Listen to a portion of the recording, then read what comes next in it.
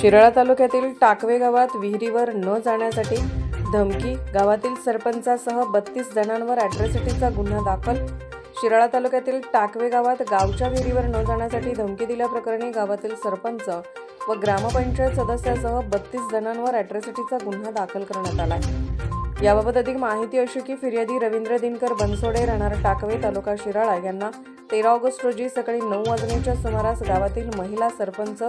गीता विजय कराळे, सदस्य कमल रघुनाथ सुतार, रुपाली रामचंद्र मोहिते, ग्रामसेवक Mumtaz Shaikh, data operator विद्या ऐवळे, संगीता जाधव,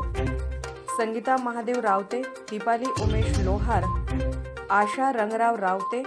जया रावते, कमल रावते, नीता रावते, सविता रावते, सुरेखा रावते, राजश्री माने, शांता यल्लप्पा माने, शालन बाबुराव सूर्यवंशी, नंदा सुतार, Sindhutai Patil, Sarita Suresh Patil, Kanchan lucky, Vaijanta Raote, Jayashree Babasaheb Pawar, Nanda Bobde, Lakshmi Raote, Bhagyashree Raote, Rupali Yavatkar, Lakshmi Thombare, Lakshmi Subhash Raote, Leelabai Raote, रेखा सूर्यकांत रावते, आनंदी बाबुराव ठोंबरे यांनी बेकायदेशीर जमाव जमवून गावाच्या पाण्याचे विहिरीवर जायचे नाही, अन्यथा तुम्हाला जड जाईल अशी धमकी दिली असल्याचे फिर्यादी